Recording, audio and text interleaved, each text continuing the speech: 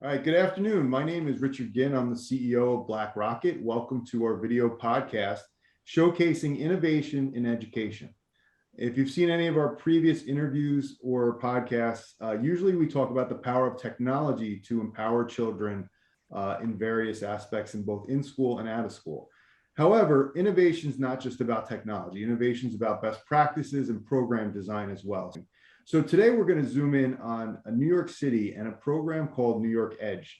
New York Edge is one of the largest programs in New York City. They see, I believe, over 100 schools and 40,000 students a year in both after school and summer programs.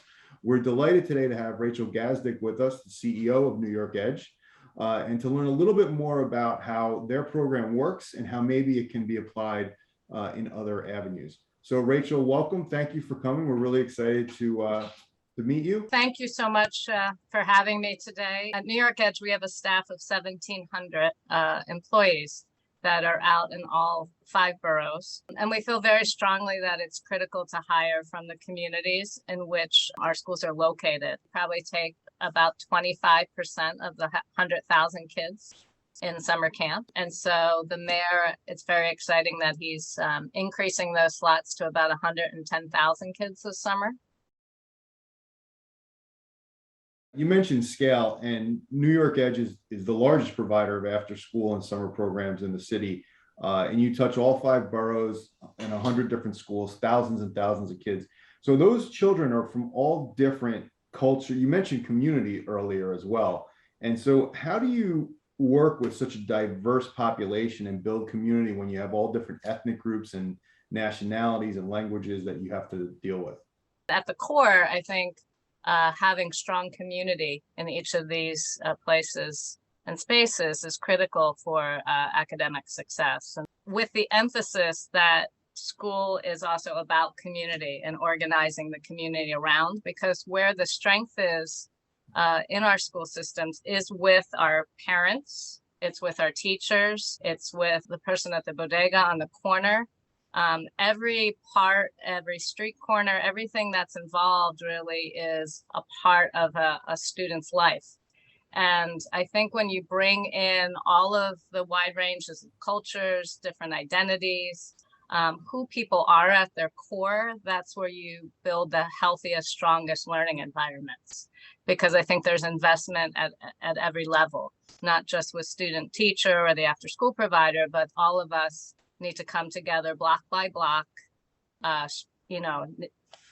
block by block to embrace our students and where they are. We want to create relationships at the ground level to say, what is it that the kids need? And that looks different, as you can imagine, having over 100 schools, kindergarten through college. And also we have different models too. We have a traditional after school approach. I think what makes us unique is that we really work with the administration at the school, but we also have a number of community schools, which is really a wraparound approach. We work with a lot of different, enrichment schools or schools and community organizations, but you don't hear a lot about the wraparound approach or Yep. not as much. So can you talk a little bit more about that and what it looks like? Sure, and I think the wraparound approach is really the way all school districts should operate, because what it does is I think it takes the best components of what people do in the not-for-profit world. So in our case, it's after school programming. And so what I've seen is that when we all come together to bring our best models into one building and work collaboratively, then we're not doing things like duplicating services or working against each other within the buildings. We're working towards really providing students everything that they need in order to succeed academically. And so those models have been incredibly successful. In some of our community schools, we might also have children that are in transitional housing or have other living situations. And we're in the building with the students probably till 10 o'clock at night.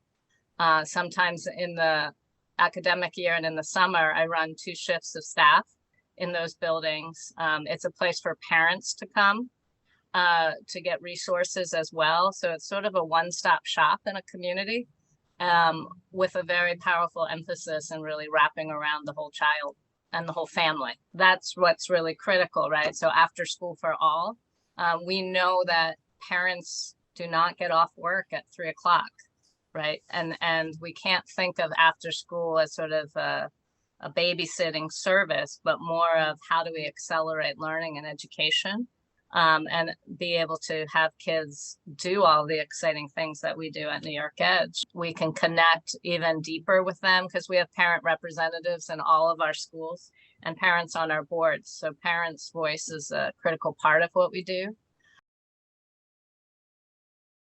You know, if you go to the New York Edge website, one of the things I was intrigued by is the tremendous focus on outcomes, and you have a lot of different tools that you use to measure success and to show that your program is working.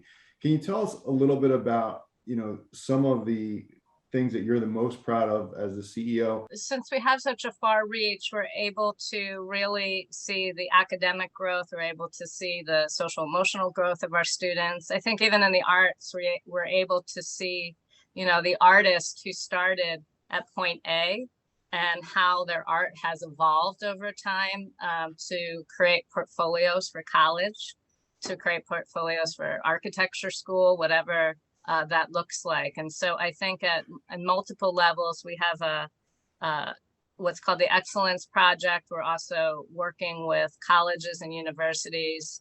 We have an advisory board from Rutgers, Columbia University, Penn, MSU Denver. We have a huge faculty list that advises us as we create our models and also looks at our research, you know, helps with our research and writing, so that we have outsiders really looking at the type of work that we do and really the integrity of our models and our data. So I think that's important to have higher ed institutions involved in our research, as well as superintendents and principals involved in that as well. And also, I think a big part of our program is that our kids have voice and choice.